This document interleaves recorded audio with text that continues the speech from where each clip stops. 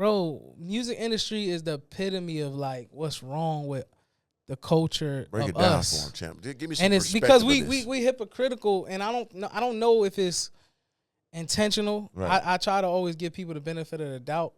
I think just as a culture, we so double-minded. Right. And like growing up in church, you hear these things like a double-minded man, like God will spit you out his mouth. Like you got to be left or right. What are you? Right. And I feel like when it's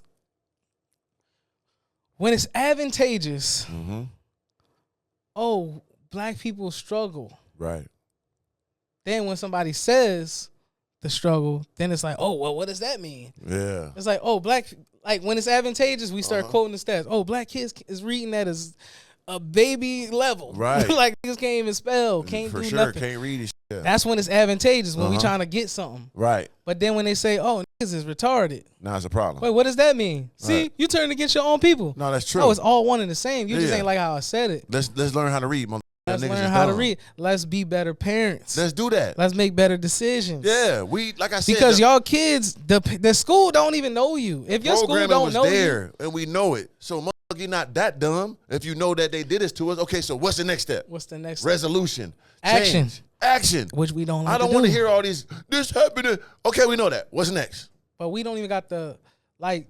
And sometimes we hype up things because it sounds good on paper. Right. And it's right. A lot of stuff. I'm not saying this is wrong, but why are you stuck on something? You don't even see your grandma. You talking about 4 generations ago. Right. Your grandma you don't even call her. Never. She tell all her friends she don't know what you doing day to day. She care about you, man. She care about you, praying for you and that. What you doing? You don't call her, but you every time it's advantageous. Slavery. Oh, slavery. You don't even know. Grandma, you don't know a single name from them, and it doesn't discredit what happened. But how somebody got shot on your block, you don't feel that. Right. That's this close. In time, let's say time is like this. Mm-hmm. That's this close. Right on you. Somebody real time got murdered. You don't feel that. Right. But you feel it from this time. Don't make sense. When it count. Like to me, I just had a lot of moments in my life as like unlocking just my mind where I'm like, yo, like my cousin got murdered. Yeah. And I remember just the feeling of like, damn, like he's a kid. Yeah. When did this happen? That's like 4 years ago. Three, actually like 3. Damn. Back in Philly? Yeah, he got shot in the head, but he's young. He was in his 20s. Damn. And I remember, like, obviously the George Floyd situation happened. Of course. And I really remember the world was in an uproar. Yeah. And I was like, you know what? That's sad, man. Like, this a kid. Yeah. And because somebody black did it, he gets. No one cares. Nobody cares. No one cares. Not discrediting, George Floyd's situation, Yeah, but as a human being who I'm empathetic with my people, I sometimes I just go, damn, we fucked up like that. Yeah. So and it makes me think about me. It's like, damn, so if a kill me, it don't matter. Nobody gonna care. So I gotta wake up and pray that, all right, if I die, God, let it be a white cop, let it be a please, white man. So that the world will care, so that my wife will be straight in her For emotions sure. and settle. Because that when people care, that settles the human emotion. We need that shit. Like if something crazy happened to you, it could be like, yo, bro, that's fucked up. For some reason, that's how we design. Yeah, it makes you feel a little bit better. Right. But when the world keep going around you, you know what I'm saying? You like, damn, nobody don't give a fuck about me unless it's some racial shit. Yeah. Like, that's fucked up, especially knowing that most likely most black people are going to die by the hands of a black person. Yeah. It has to be understanding all the way through and through. Like, we can't just be standing up for when this goes wrong, even though them people are there to protect us, so they shouldn't. Yeah, they fucking wrong. But we still wrong too, because we're not evolving and we putting this pressure on ourselves to be tough. And we blame money. Blame it ain't. Oh, it's because of income. And no, what? Bro, I go to Asia all the time. It's certain parts of Asia. You be like, yo, how the poverty level based on y'all, how y'all think, should be dying every second. Facts. Cause like you see kids in dirt. They ain't got roads. It's dirt. Right. It's just dirt. Yeah, I saw them up in the Philippines. They be cooking up the garbage, recooking it, should they and not be selling killing? to another one. Nah, I'ma eat it. On another They level? get the garbage, recook that motherfucker up, sell it to another. He happy to buy it too. Line loaned in the bitch for the leftovers of the leftovers. Yeah, we just don't love. Come on, man. We don't got. I always say black people like orphans. Straight up, though. We make up shit. Yeah. You know what I'm saying? I grew up with a lot of foster kids. Yeah. And you know, it's an unfortunate situation, but it's a mindset sometimes that can come with evolve, it because you're trying to survive. So you start making up shit. Yeah. Oh, maybe my dad is a plumber. Maybe my dad's a banker. Yeah.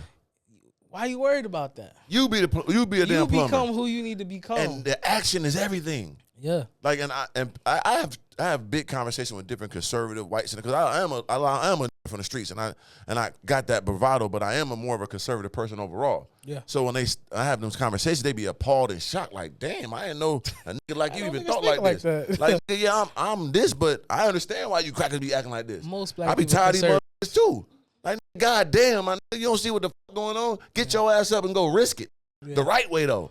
You will risk it for some shit ain't worth nothing. But that's why I do what I do. Right. I ain't gonna lie to you. Like, I literally, my dad always say, well, stop, like, you know, stop worrying about what other people do. You do what you're supposed to do and let God handle the rest. So for me, I'm like, dang, okay.